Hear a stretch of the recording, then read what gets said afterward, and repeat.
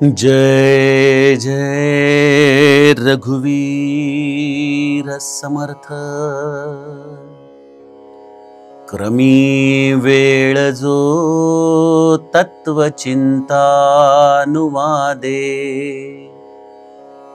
न लिंपे कदा दंभवादे विवादे। करी सुख संवाद जो गमाचा, जगी धन्य तो दास सर्वोत्तमाचा।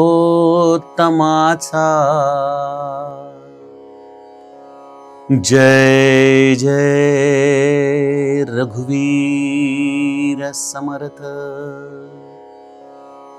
श्रोता वक्ता श्रीराम समर्थ। जय जय रघुवीर समर्थ। श्रीराम आपल्या सर्वांच्या हृदयस्थ वसणाऱ्या आत्मारामास साष्टांग प्रणिपात करून मनोबोध एक अंतरयात्रा या श्री समर्थ रामदास स्वामींच्या मनाच्या श्लोकांचं जे आपण चिंतन करत आहोत। सज्जन हो, आज आपण त्यातील श्लोक क्रमांक 52 याचं चिंतन पाहणार आहोत। समर्थ आपल्याला गेल्या काही श्लोकांमधून या सर्वोत्तमाच्या दासाची लक्षणं समजावून सांगत आहेत। हा सर्वोत्तमाचा दास होण्यासाठी ही सर्व लक्षणं अंगीकारणं अनिवार्य आहे। यामध्ये कुठल्याही प्रकारचा पर्याय निवडा असा पर्याय आपल्याकडे नाही बरं। त्यामुळे या प्रत्येक लक्षणाला आपण नीट समजावून घेतलं पाहिजे। आपल्याला असं वाटेल की कदाचित ब्रह्मचार्य, तपस्वी ह्या गोष्टी प्रापंचिकांसाठी अनिवार्य नसतील, परंतु त्याच्या व्याख्या आपण प्रापंचिकाच्या दृष्टिकोनातूनही बघितल्या आणि एखाद्या तपस्वी ब्रह्मचारीच्या देखील दृष्टिकोनातून आपण या व्याख्या समजून घेतल्या। समर्थ या दासाचे शारीरिक पातळीवरचे गुणधर्म, कर्म पातळीवरचे गुणधर्म, त्याच्या आंतरिक मनोवृत्तीचे गुणधर्म, अंतरांगामध्ये वसणाऱ्या वासनांचं कशा पद्धतीने सब्लिमेशन करणं, कसं त्यांना वळवणं, या दृष्टीचं त्याचं चिंतन, या दास्यत्वाचे वेगवेगळे निकष समर्थ आपल्याला सांगत आहेत। गेल्या श्लोकामध्ये या प्रापंचिक जीवांची अंतरंगामध्ये अत्यंत अनिवार्य अशी स्थिती म्हणजे स्वार्थ बुद्धी, आणि या स्वार्थ बुद्धीतून स्वाभाविकपणे येणारे मद मत्सर आणि वर बोलणारी ही सुवाचा, या सगळ्या गोष्टींचा परामर्श आपण घेतला। दास्यत्वाच्या निकषामध्ये ह्या काही अत्यंत महत्त्वाच्या गोष्टी समर्थ आपल्याला सांगतायत की मद मत्सर स्वार्थ बुद्धी या सगळ्याचा त्याग करून जगाचं कल्याण करणारी, सगळ्यांना आनंद प्रसन्नता प्रदान करणारी अशी ही वाणी आपण बोलत राहणं, हे खऱ्या अर्थाने दासाचं जीवन शैली आहे। अशा या दासाला आणखीन एक गुणधर्माच्या आधाराने समर्थ आम्हाला आज सांगू पाहत आहेत। काय म्हणतायत समर्थ माऊली? क्रमी वेळ जो तत्वचिंतानुवादे। बघा, आमच्या प्रत्येकाकडं भरपूर वेळ उपलब्ध असतो। आपण म्हटलं ना की अहो मी फार व्यस्त आहे कामकाजामध्ये, तरी या सगळ्यांमध्ये मनामध्ये चालणारी गडबड आम्हाला सगळ्यांनाच दिसत असते। आम्ही त्या दोन कार्यांच्या मध्ये असलेल्या मोकळ्या वेळामध्ये कसलं चिंतन करतो हे ज्याचं त्याला पक्क ठाऊक असतं। हा वेळ आम्ही कसा व्यतीत करतो, कुठल्या कर्मांमध्ये व्यतीत करतो, हा सारासार विचार जेव्हा आपण करतो तेव्हा समर्थ म्हणतात की तुम्ही प्रत्येक करत असलेल्या कर्मामध्ये तुम्हाला एका गोष्टीचं स्वातंत्र्य भगवंताने दिलेलं आहे की ते म्हणजे तुम्ही तुमच्या मनोभूमिकेमध्ये या तत्वचिंतनाचा स्वाभाविकपणे स्वीकार करू शकता।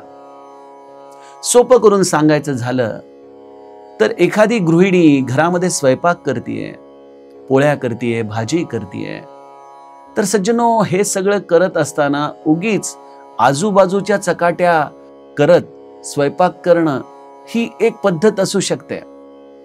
पण हे करत असताना ह्या स्वयंपाकामध्ये मुखाने हरिनाम घेतला तर तो स्वयंपाकच भगवंताचा प्रसाद होऊ शकतो, होय की नाही? आणि त्यातून भगवंताचं हे गोड नाम मुखामध्ये आल्यामुळं आत्मोन्नती देखील घडू शकते. त्यामुळं प्रत्येक क्षण आम्ही व्यतीत कसा करावा, कर्म तर आहेच, कारण स्वधर्मेची चाले सदा उत्तमाचा. समर्थांनी सांगितले स्वधर्माचा त्याग करायचाच नाहीये. गृहिणी आहे तर घरामधली कर्तव्य करायचीच आहे. घरातल्या कर्त्या पुरुषाने त्याला दिलेली नोकरी, धंदा, व्यवसाय, घरातल्या ज्येष्ठांचं पालन पोषण हे सगळं काही विहित कर्म व्यवस्थित करायचीच आहेत. पण हे सगळं करत असताना वेअर इज युअर माइंड? तुम्ही तुमचं मन कुठे ठेवत आहात? तुमचा अनुसंधानाचा धागा कुठं आहे?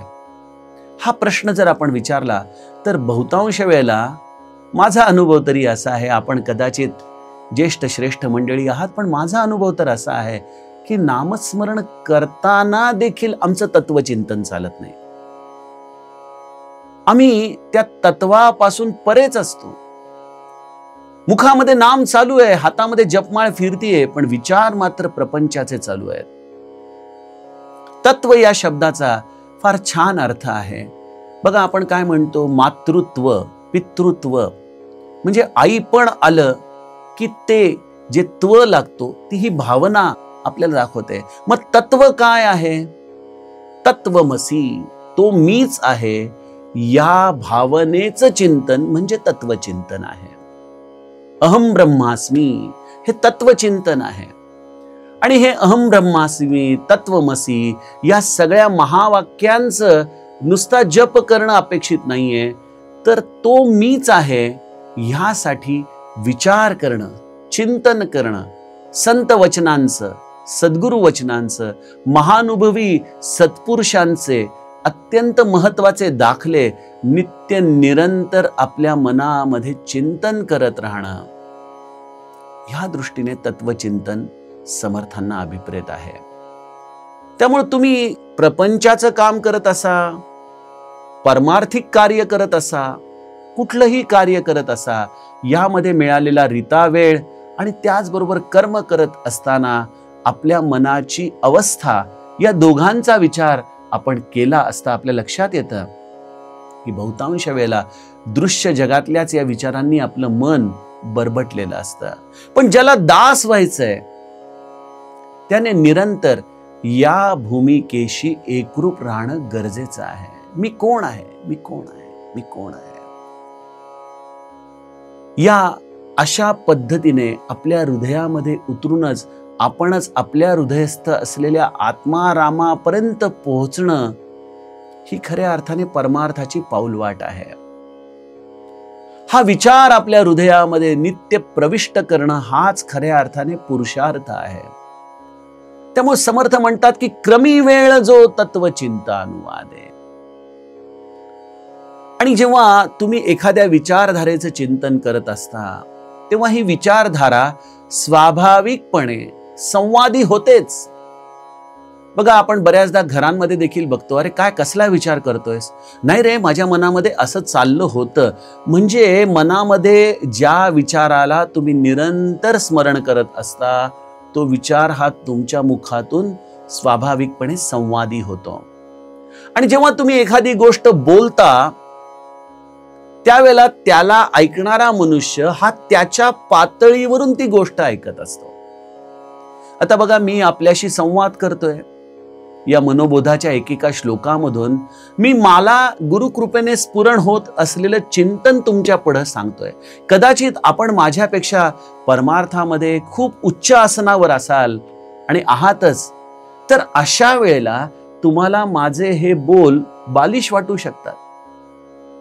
परंतु त्याच वेळेला एखादा विषयासक्त मनुष्य माझ्या या विचारांकडे बघत असताना म्हणतोय की हे आपल्यासाठी नाही. म्हणजे एक जे उच्चासनावरती आहेत त्यांना हे विचार बालिश वाटू शकतात, जे माझ्यापेक्षा खालच्या भूमिकेवरती आहेत त्यांना हे विचार आपल्यासाठी नाहीत, हे काहीतरी भलतंच आहे असं म्हणून सोडावंसं वाटतं. परमार्थामध्ये ही एक तुम्हाला संवादामध्ये सवलत आहे की एखादा विचार ऐकून न ऐकल्यासारखा तुम्ही करू शकता, सोडून देऊ शकता. पण प्रपंचामध्ये आपण बघतो की एखादा आपण विचार मांडला आणि तो समोरच्याला जर रुचत नसेल तर तो त्याच्यावरती तुटून पडतो, भांडणं होतात.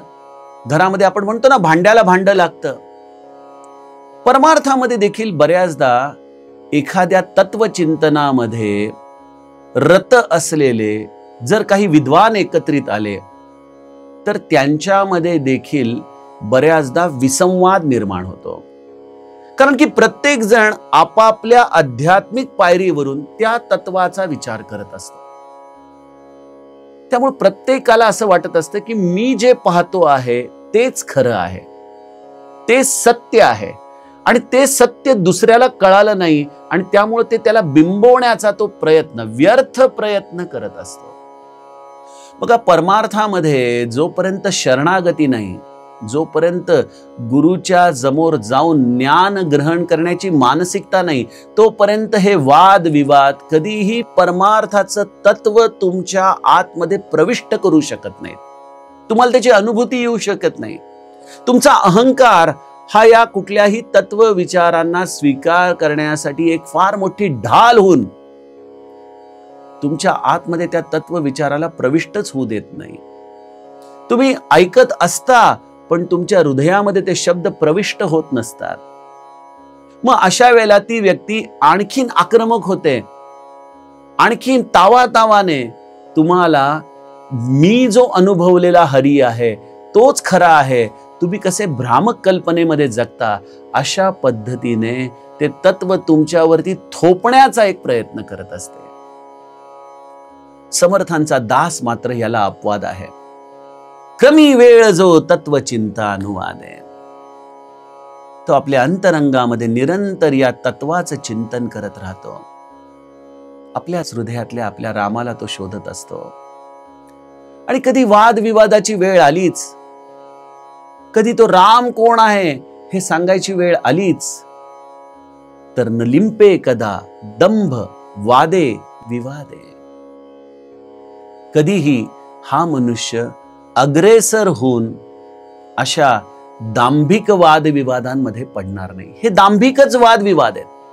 कारण जो वाणीला परे आहे, जो अतर्क्य आहे, असा श्रीहरी मी जाणलाय आणि हे तावातावाने जगाला सांगणारा मनुष्य हा कधीच त्या मूळ तत्वापर्यंत पोहोचलेला नसतो. तो या मूळ चिंतनापासून अजूनही लांबच असतो.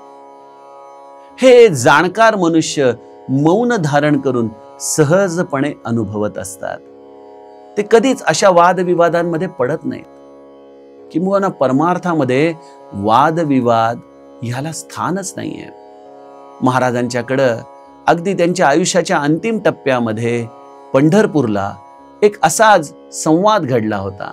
एक श्रेष्ठ तिथले अधिकारी संत महाराजांच्याकडे आले आणि महाराजांशी ते म्हणाले की मला आपल्याशी वाद करायचा आहे की नामापेक्षा रूप श्रेष्ठ आहे.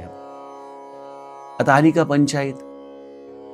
मला तुमच्याशी वाद करायचा आहे. यावरती महाराज पहिलंच वाक्य त्यांना सांगतात की मी देखील तुम्हाला सांगू इच्छितो आहे की हा आपला वाद नाही, हा आपला संवाद आहे. तुम्हाला तुमच्या दृष्टिकोनातून नामापेक्षा रूप श्रेष्ठ वाटतं आणि या दीनदासाला नाम श्रेष्ठ वाटतं.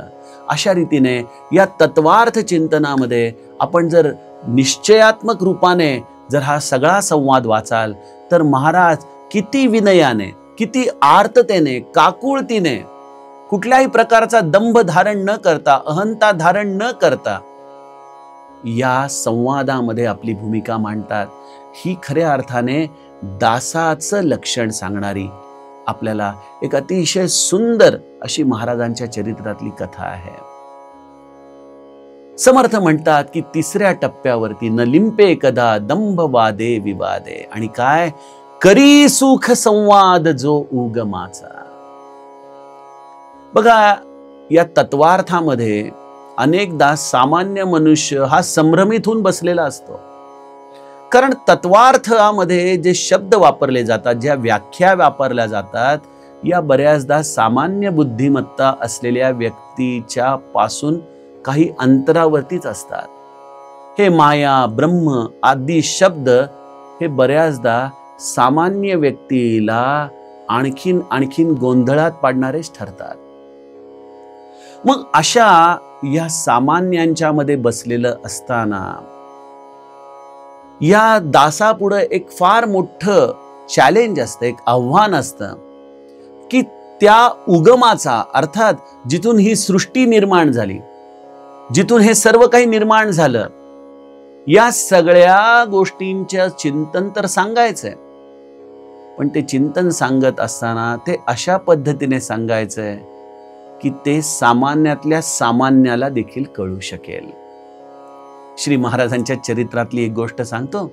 महाराज सकाळी उठल्यानंतर सर्वप्रथम चूळ भरून दंतमंजन झाल्यानंतर रामाची काकड आरती करायचे. काकड आरती नंतर स्नान व्हायचं, रामाची पूजा व्हायची आणि मग महाराज सिंहासनावरती येऊन 6:30-7च्या दरम्यान येऊन बसायचे आणि मग तिथं लोक वेगवेगळी यायची महाराजांच्याकडं. मग कोणी यायचं, महाराज आज रामाला प्रसाद काय करायचा आहे? बर बर. तेवढ्यात कोणीतरी यायचं, महाराज माझ्या शेतामध्ये काय पेरणी करू यावर्षी?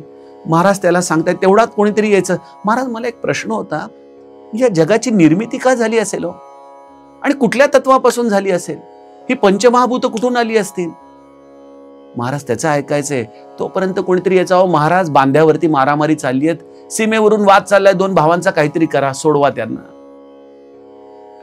अशा या वेगवेगळ्या पद्धतीची लोक महाराजांच्याकडे यायची आणि महाराजांचा एक स्वभाव असा होता की महाराज प्रत्येकाच्या प्रश्नाचं उत्तर दिल्याशिवाय राहायचे नाही.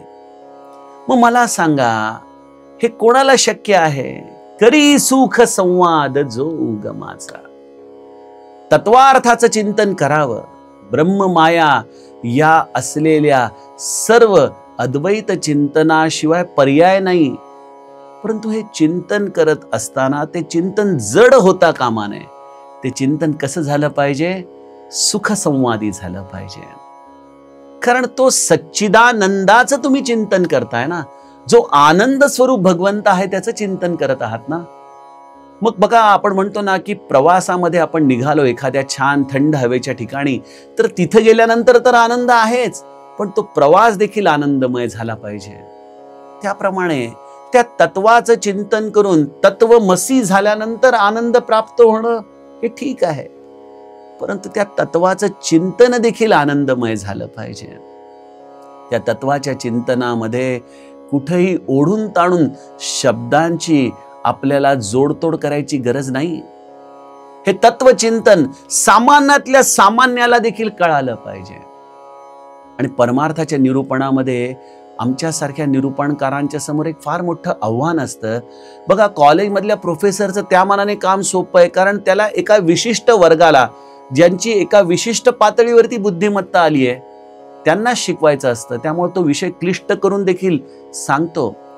परंतु परमार्थाच्या निरूपण वर्गामध्ये अगदी बाल परमार्थिक बुद्धी असलेल्यापासून ते वृद्ध परमार्थिक बुद्धी असलेले अनेक लोक असतात आणि त्या प्रत्येकाशी हा सुख संवाद त्या निरूपणकाराला त्या व्यासपीठावरून साधायचा असतो. आणि हे केवळ संत वृत्ती ज्याच्याकडे आहे ना, तोच करू शकतो.